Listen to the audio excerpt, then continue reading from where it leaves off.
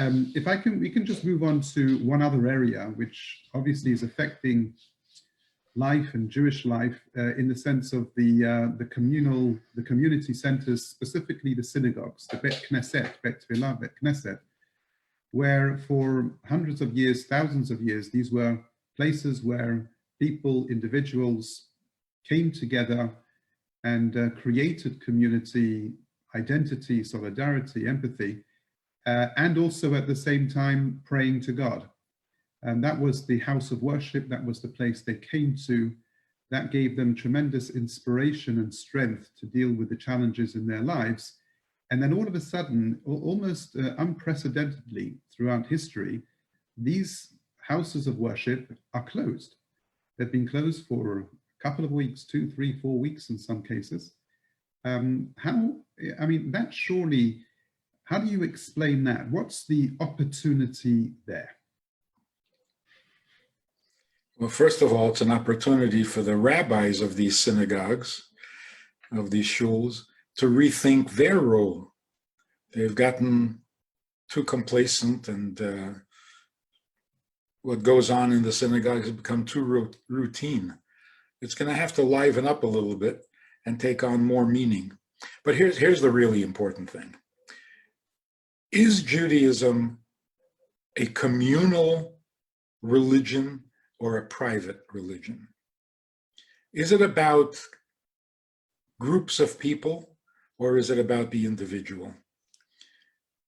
The synagogue has become way too prominent in Jewish life, as if all Judaism happens in the synagogue. And once you step out of the synagogue, you're not being Jewish anymore. The truth is, of course, is the opposite. I was talking to a guy who just finished studying a mimer, a Hasidic discourse. Very profound, very deep concepts about soul and God. So he tells me which discourse he had studied, how much he enjoyed it.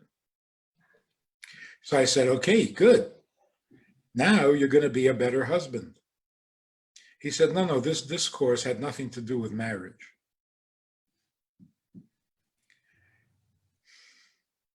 If you're not a better husband, then you've accomplished nothing. Studying Hasidus, studying Torah, any part of Torah, is supposed to make you better. Better at what? Better how? What's better? The first place your self-improvement will show is in your marriage. Because after you finish studying, you're going to go home. Well, have you become better? The reason men are obligated to go to the synagogue twice a day for 3 prayers every single day is because that's how they prepare and are inspired to be better husbands when they come home. So this is a strong reminder. The synagogue enhances family life. It's not a life of its own. And the same should be true with a career. A career is not another life that you live. And in many instances, the career and the family become competitors. You got to choose between them. You come home after a day's work, you don't want to hear about family problems. You've had your day. You've lived your life. Now you just want to be left alone. You haven't lived your life. A career is not life. A career is a way of maintaining your existence in this world. It just pays the bills. Now you got to get a life. So we should stop calling it making a living. That's almost a Yiddishist expression, a Yiddishism.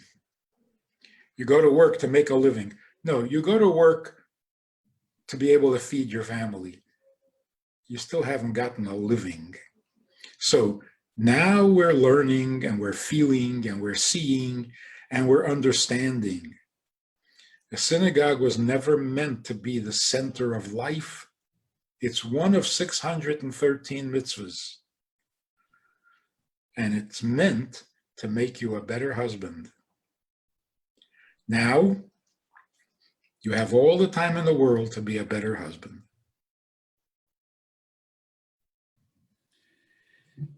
Yeah, that was very well put, very counterintuitive. And I guess most of real Judaism, genuine Judaism, is perhaps counterintuitive. Well, you see, it also comes out in the season of Pesach. Pesach is the best example of where we see that nobody makes a Seder in the synagogue. You make a Seder at home with your family, and you invite your extended family to get together. So it's a mitzvah holiday. It's a family mitzvah, a family holiday, more than, for example, Shavuos. It's really home-centered. So that's why it's happening in this season. So in other words, I guess just to summarize, this is an opportunity, these extraordinary times in which we find ourselves, to focus more on the ends than on the means, even if those means are religious. If I could ask you one more question on that subject, and that is prayer. Okay, prayer is about an intimate connection with God. Normally, we found that prayer, we would do it, and we were encouraged to do this in a certain place, a synagogue, which had a certain holiness, also together with other people, 10 people, at least, hundreds would be better. Do you see any, again, benefits and opportunities in this area, prayer, in our prayer and getting closer to God, when we are no longer able to do this communally and in houses of worship? If we can connect it to the story of the Exodus coming out of Mitzrayim, we were told before we left to make a Seder and to have the Paschal lamb and the matzah and the maror. And we were told to put a sign on our doorposts that identified the home as a Jewish home. And people, of course, will ask, why does God need a sign on the door to identify a Jewish home? That seems a little strange. If we are his children, if we are his chosen people, doesn't he know where we live? We have to put a sign on the door. So I think one of the ways of understanding that properly is God said to each family, make a Seder in your home. Stay in your home. Don't go out. The sacrifice is for the family. No stranger may join you unless they sign up for it in advance. And put a sign on your door.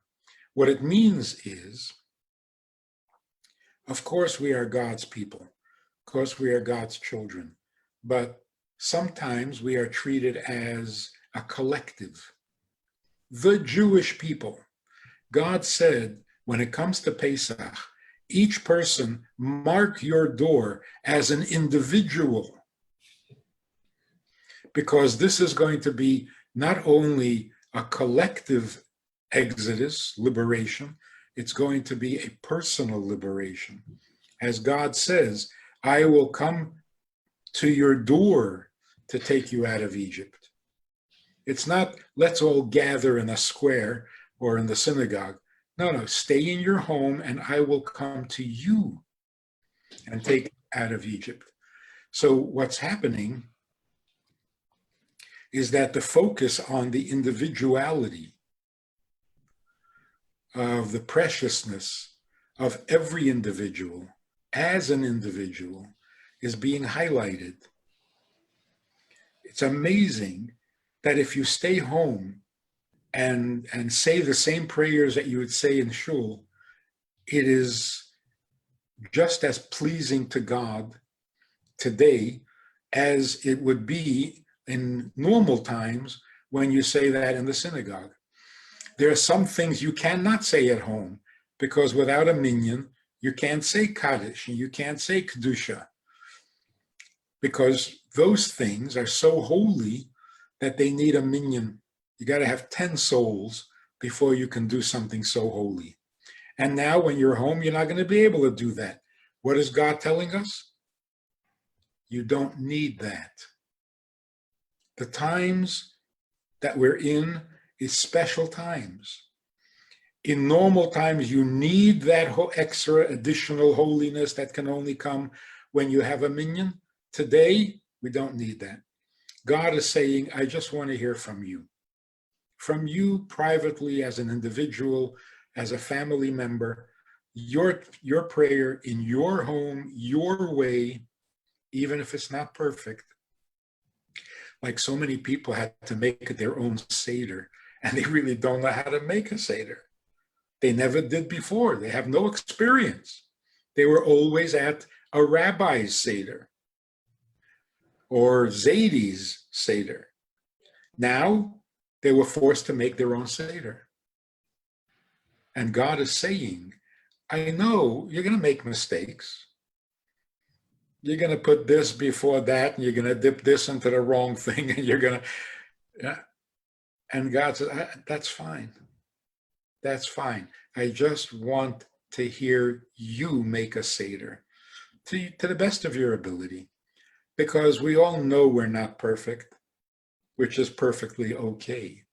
God is asking us to do perfect things in our own imperfect fashion.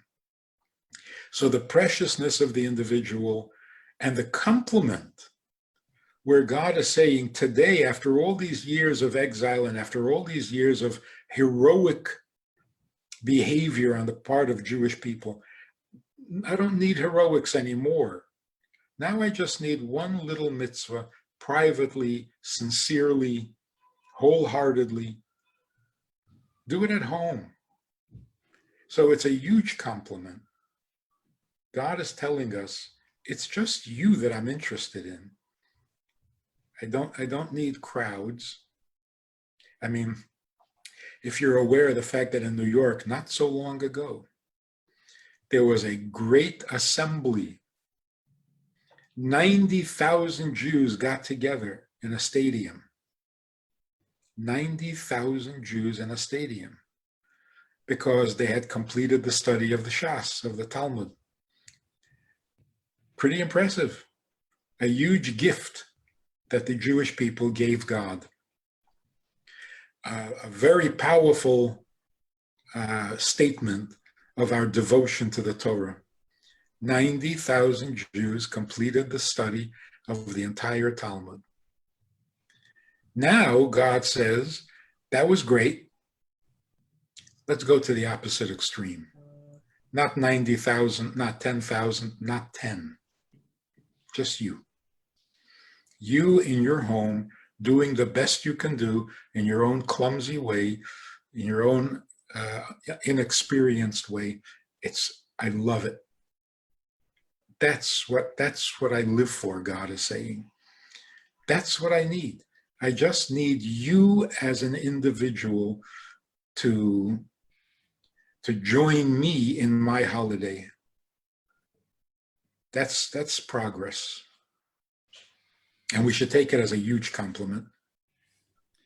You know, as you were speaking, you know, you sort of tend to think, and I think that those polar ends, the community, the power of the community on the one hand, but at the same time, the power of the unique individual in their own simple, sincere way, came together in talks around this time of the year, Vayakel Pekudei.